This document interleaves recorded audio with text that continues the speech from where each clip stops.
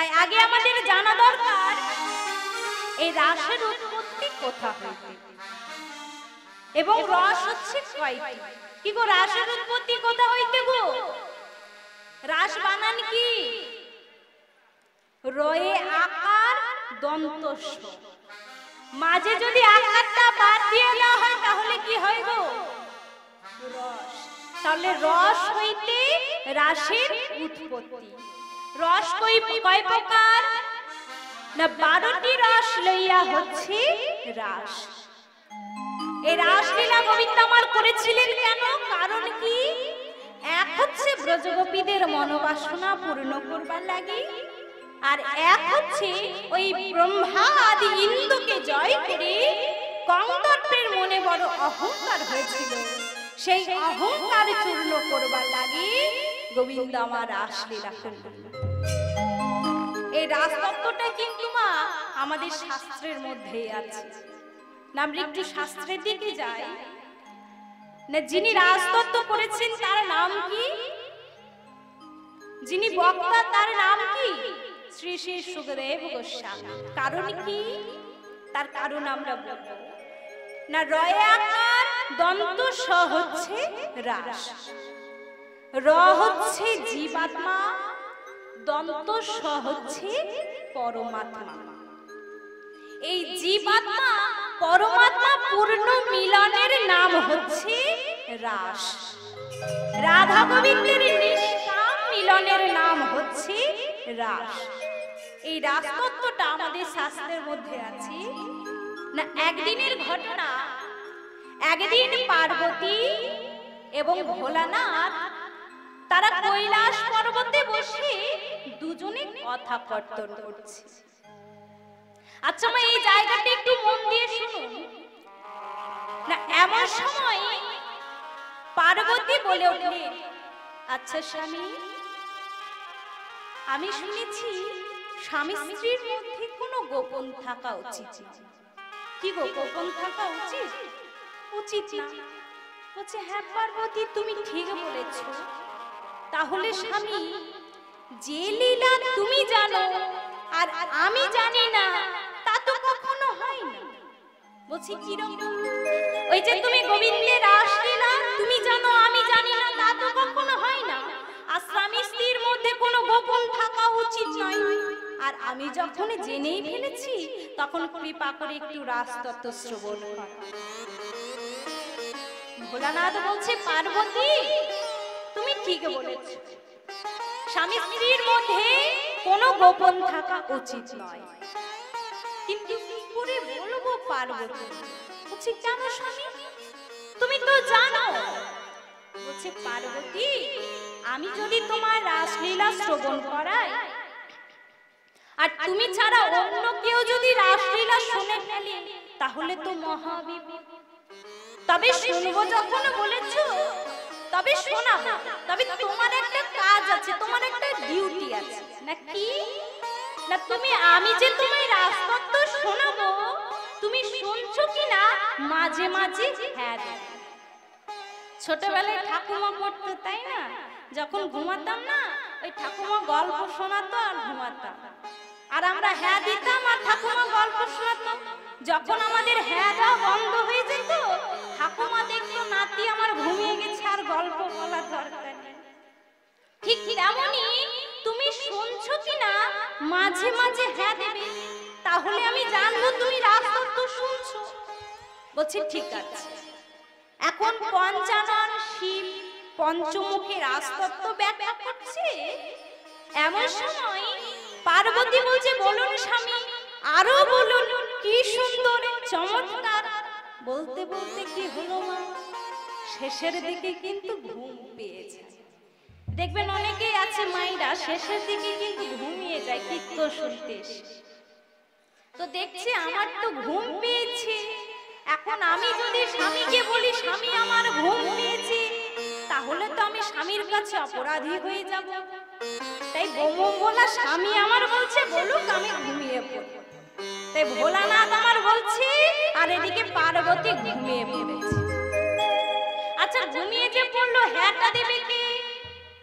বলেছিল তুমি শুনছো কিনা মাঝে মাঝে হ্যাঁ দেবে। পার্বতী যে ঘুমিয়ে পড়েছে হ্যাঁ দেবে না। কিছুটা ধরে একটা গাছের ডালে বসেছিল একটা শুক পাখি। শুক পাখি দেখছে পার্বতী ঘুমিয়ে পড়েছে, তাই পার্বতীর কণ্ঠস্বরটাকে নকল করে বলছে, বলুন স্বামী, আরো বলুন, কি সুন্দর চমৎকার।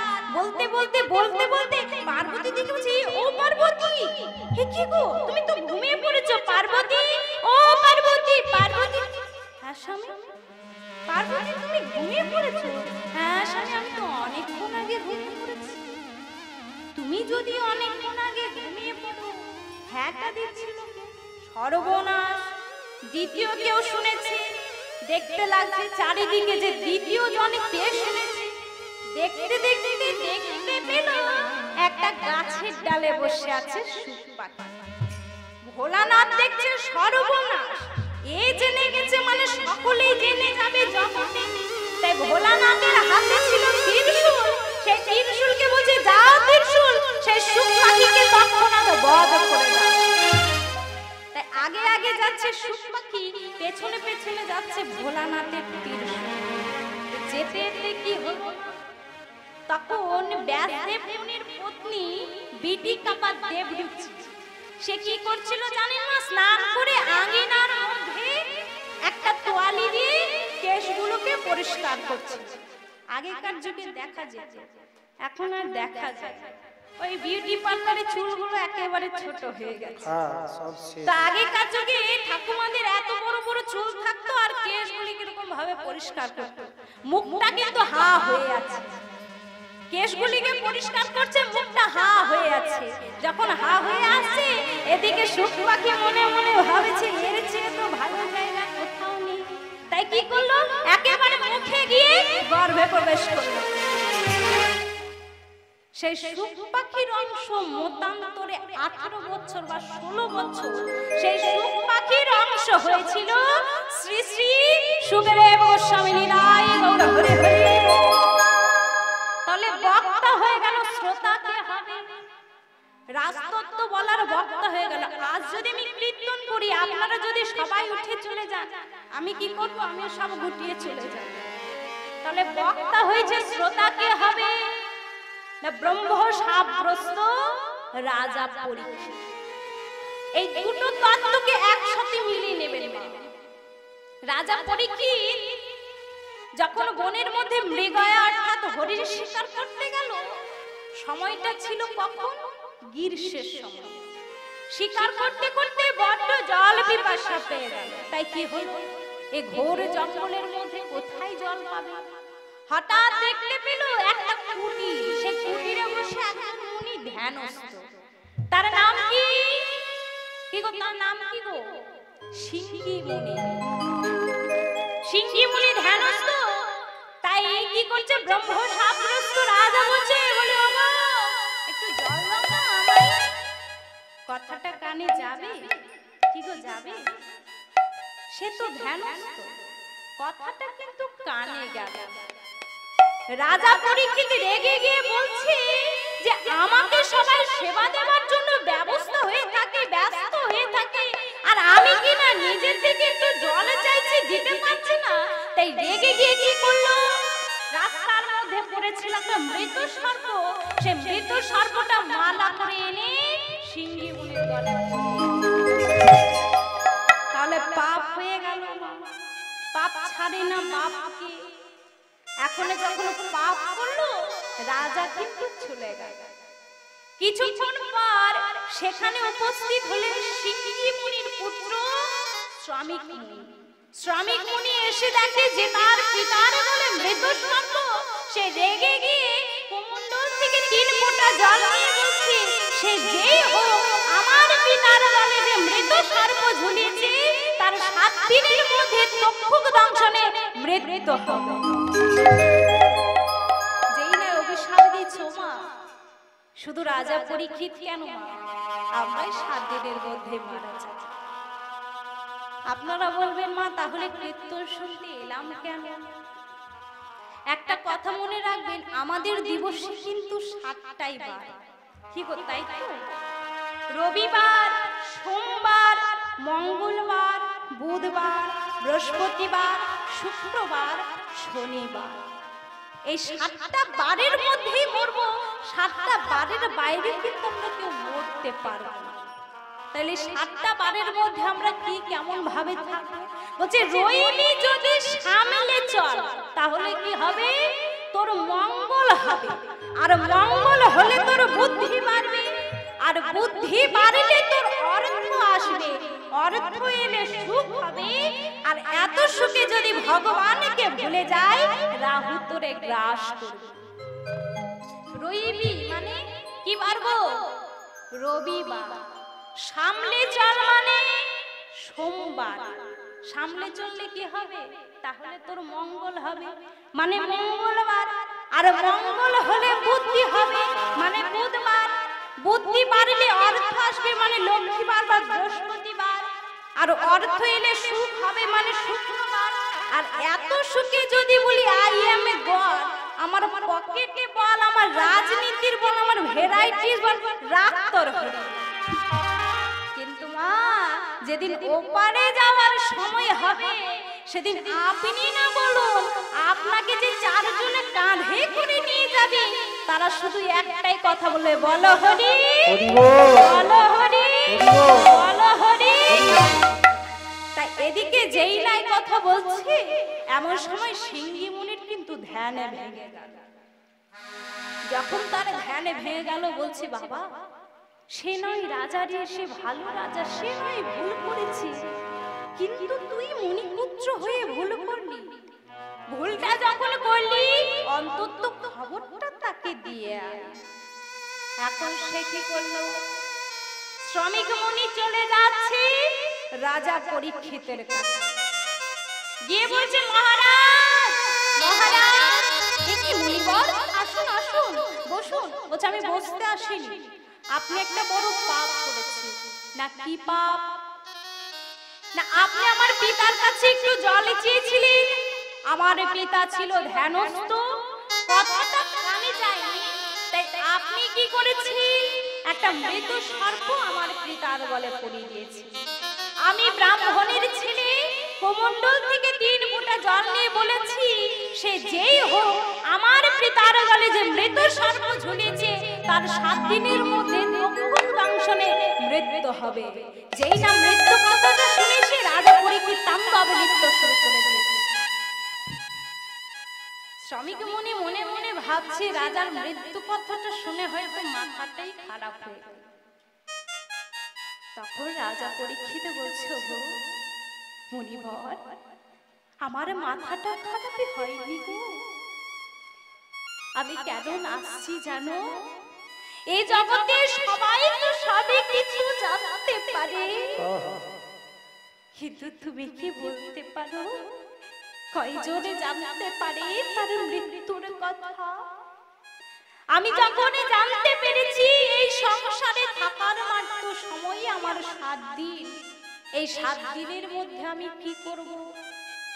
বলছে 7 দিনের মধ্যে আপনাকে ভাগবত পাঠ করতে হবে। তাহলে মা শ্রোতাও হয়ে গেল। বক্তা কে ছিল? কি গো, বক্তা কে ছিল? সুখদেব গোস্বামীর সুখ পাখির অংশ। বক্তা হয়ে গেল, আজ শ্রোতাও হয়ে গেল রাজা পরীক্ষিত। তাই সুখদেব গোস্বামী 7 দিন ধরে আমার ভাগবত পাঠ করে শোনালেন, আর 5ম দিনে রাজতত্ত্ব ব্যাখ্যা করলেন, যেটা আজ আমাদের ভজনের বিষয় বা সাধনের বিষয় হচ্ছে শ্রী শ্রী রাধা গোবিন্দের চরমোত্তম পরমোত্তম মধুর লীলা রাস। নিতাই গৌর হরি হরি। এদিকে বৃন্দাবনে এক অপরূপ শোভা দেখে কি করছে?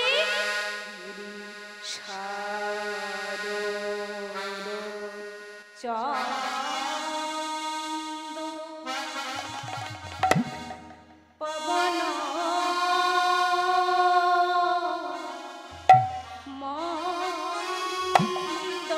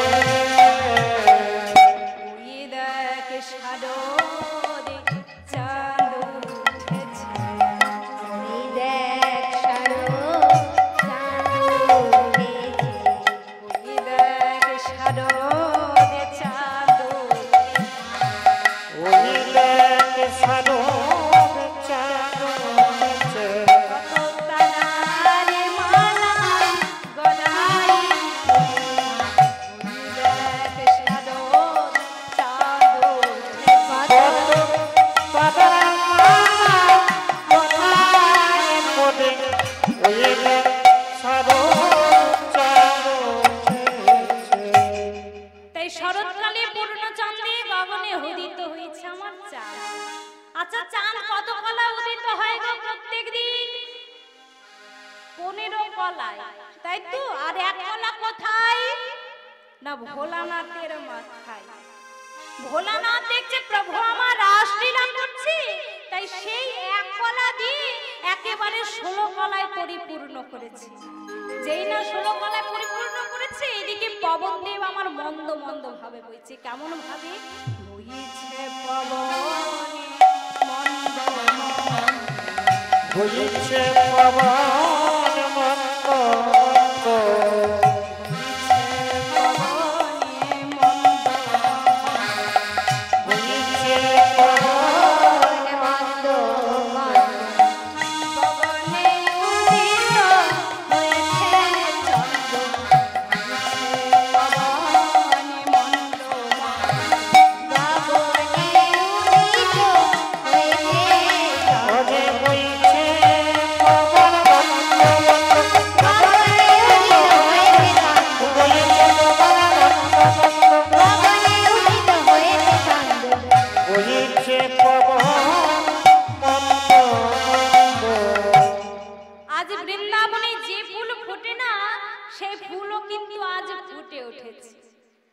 না কেন?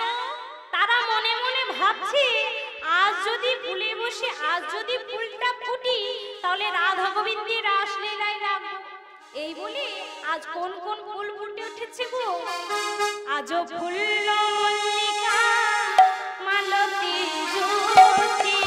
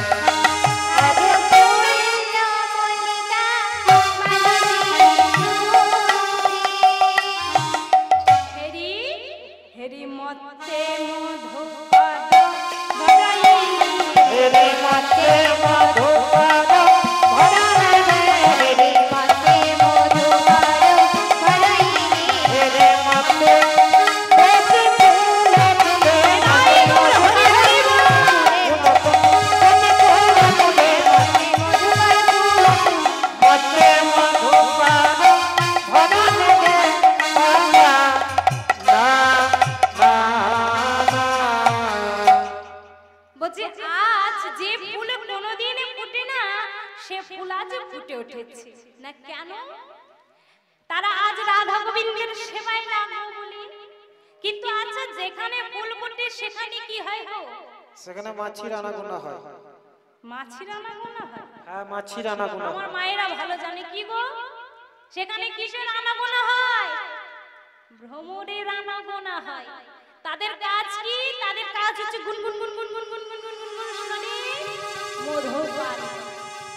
কিন্তু আজ তারা মধু পান করছে না, আজ তারা মনে মনে ভাবছে আজ যদি ফুলে বসে মধু পান করি আর সেই ফুলটা যদি খসে পড়ে যায়, তাহলে রাধা গোবিন্দের সেবায় লাগবে। এই বলে তারা কি করছে? ফুলের চারিপাশে যেন গান করছে, যেন গান করছে,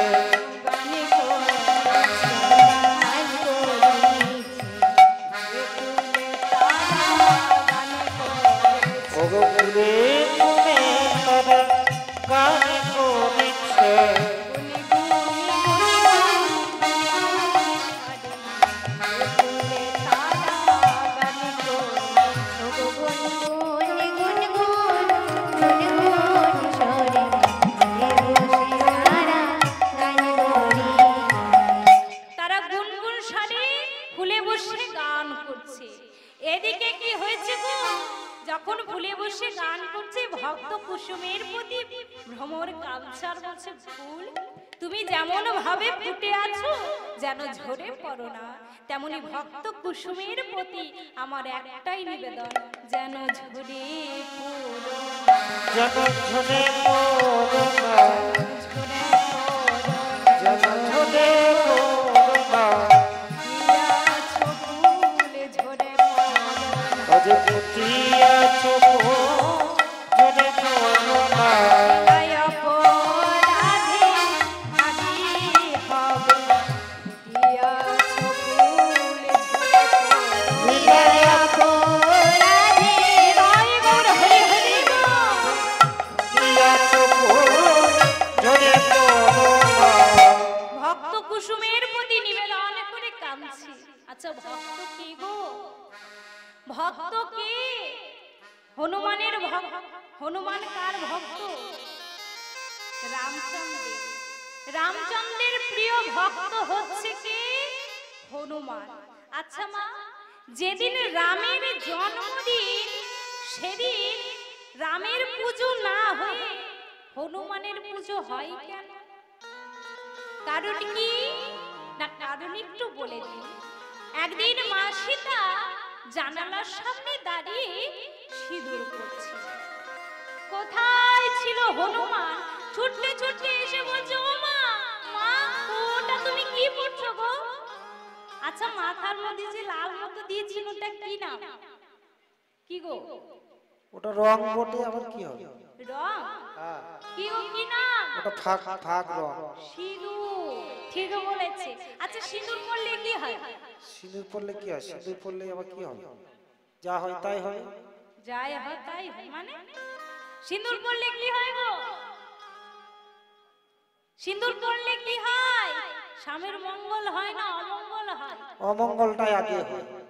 অমঙ্গলই বেশি হয়, কেননা দূর থেকে তো বোঝা বড় দায় কে নারী আর কে পুরুষ। আর এমন ভাবে সিঁদুরটা নেয় না মা, এই কলিযুগের একটা ডিজাইন উঠেছে। শীতেটা ধারে করে একটু সিঁদুর নিয়ে চাপা দিয়ে দেন, খবরদার করবেন না। দুদিন পর কিন্তু স্বামী উল্টো পথে ধরবে। ওই ধারে যদি শীতে করেন তাহলে উল্টো রাস্তা ধরবে।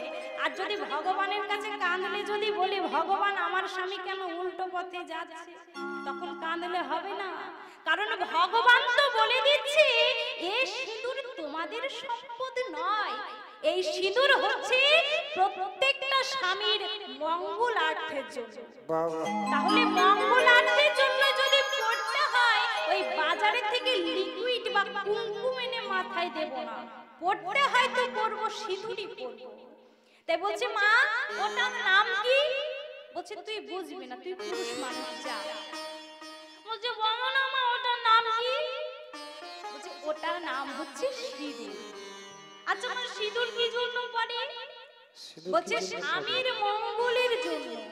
হনুমান বলছে মা তাহলে তুমি কি জন্য পড়ো? কত বোকা দেখেছেন তো। বলছে আরে বাবা আমি পড়ি তোর প্রভু রামচন্দ্রের মঙ্গলের জন্য। বলছে ও তুমি আমার প্রভু রামচন্দ্রের মঙ্গলের জন্য পড়ো। এখন যেই না শুনে নিয়েছে মা, পরের দিন কি করেছে? গঙ্গা স্নান করে মা সীতার যত সিঁদুর কৌটো ছিল একেবারে সিঁদুর মেখে মাথা থেকে পা পর্যন্ত লাল হয়ে মেখে ঠাকুর ঘরে রাম রাম রাম রাম করছে। কোথায় ছিল রামচন্দ্র? ছুটতে ছুটতে এসে বলছে হনুমান কি দিয়েছিস ওটা? হনুমান বলছে মা আমি কি করে জানবো? আমি মাকে বললাম মা ওটার নাম কি? মা বলল সিঁদুর। আমি বললাম কি জন্য পড়ে? বলছে তোর প্রভু রামচন্দ্রের মঙ্গলের জন্য। ওগো দয়াময়ী, ওগো দয়াময়, মহাগতি ওইটুকু সিঁদুরে মাথায় দেয়, মাথায় দিয়ে যদি তোমার মঙ্গল কামনা করেছে, আজ আমি মাথা থেকে পা পর্যন্ত লালে হয়েছি। প্রভু বলো বলো না জানি কত মঙ্গলে হবে, না জানি হরি হরি বল।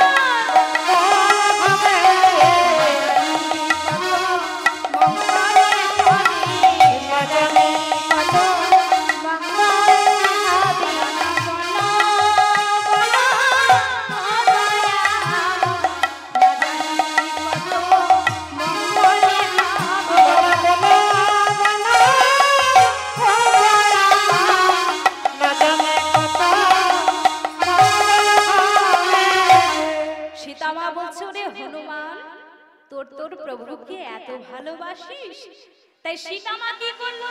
সীতামায়ের গলে ছিল মুক্তার মালা, সেটা হনুমানের গলে পরিয়ে দিল। কিছুক্ষণ পর হনুমান অত শত বোঝে না মা, তো এই মুক্তার মালার পাথরগুলোকে একটা একটা করে ছিঁড়ছে, কোথাও কিন্তু কিছু পাচ্ছে না। দাঁতে করে কামড়াচ্ছে, কোথাও কিছু পাচ্ছে না। একেবারে জোরে টান দিতে মালাটা ছিঁড়ে দিল। সীতামা এসে বলছে ওই জন্যই বলে হনুমানের গলে কি মুক্তার মালা সাজে। আমরা মাঝে মাঝে কথাটা বলি না মা, এই কথাটা সীতামা হনুমানকে বলেছে। বলছে দিলি তো ওই বহুমূল্য মালাটা ছিঁড়ে। হনুমান বলছে মা, লোকে আমায় হনুমান বলে বলুক, কিন্তু তুমি বলো না। ওগো মা, এই যে তুমি বহুমূল্য মালাটা বলছো না, যে বহুমূল্যে মালার মধ্যে আমার প্রভুর রাম নাম লেখা নেই, সেই বহুমূল্য মালা আমার কাছে বহুমূল্য নয় গো। তাই তো আমি মালাটা ছিঁড়ে দিয়েছি। সেদিন রামচন্দ্র বলছে, ওরে হনুমান, তুই যখন আমায় এত ভালোবাসিস, যা তোকে আমি আশীর্বাদ করলাম, যেদিন আমার জন্মদিন সেদিন আমার পুজো না হয়ে তোর পুজো হবে। নিতাই গৌর হরি হরি বল, হরি বল। তাই তো দেখবে রামনবমীর দিন রামের পূজা হয় না, হনুমানের পূজা হয়। এদিকে কি হয়েছে? হেরত রাত্রি দেখে করলো কি? হেরত রাত্রি ওই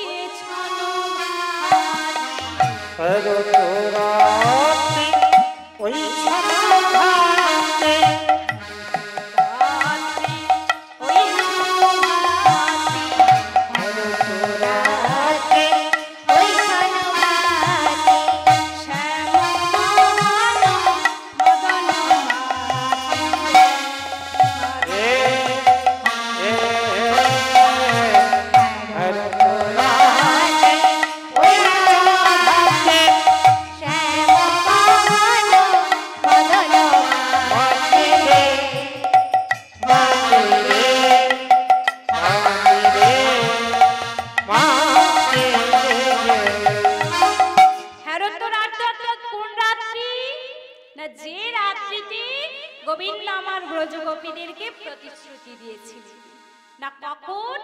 যেদিন আমার ব্রজগোপীরা মাসাধিকাল ধরে মা কাত্যায়নীর কাছে বর চেয়েছিল। তা কি বর? হে মা কাত্যায়নী, আমাদের এবার দিন আমরা যেন নন্দের নন্দন শ্রীকৃষ্ণকে পতির রূপে পাই। তাই সকলের কাছে একটাই নিবেদন, আপনারা একটু হাত জোর করে একটু উলুধ্বনি, কেউ যদি শঙ্খ এনেছেন তো শঙ্খধ্বনি করে আমরা মা কাত্যায়নীকে ডাকব। সকলে উলুধ্বনি করে মা কাত্যায়নী মহামায়ী মহাযোগীশ্বরী সুতাঙ্গী দেবী পতি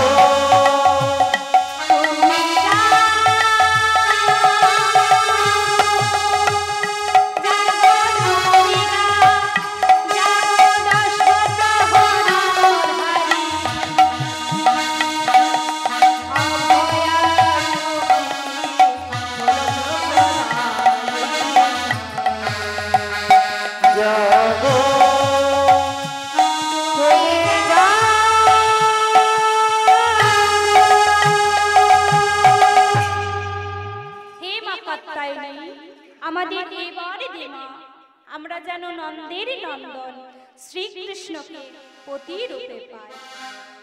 তাই সকল গোপী একটাই প্রার্থনা, তাই ব্রজের আজ উদযাপন দিন অর্থাৎ ব্রতের আজ শেষ দিন। না মা কাত্যায়নী ব্রতের নিয়ম হচ্ছে এক মাস মাসের শেষ দিন তারা ব্রজের কাজ স্থাপন করে যমুনার তীরে জলকেলি করছে। এদিকে গোবিন্দ আমার কি করেছে, সে ব্রজগোপীদের বসনগুলি লইয়ে গাছের তলে মুরলী বাদন করেছে। এক গোপী বলছে, ওরে আমার বসন কোথায় গেল? আরে আমারও তো বসন, আরে আমারটা কই রে? তাহলে গেল কোথায়? সেই তো তাই তো। আরে দেখ দেখ, ওই কেলে ছোট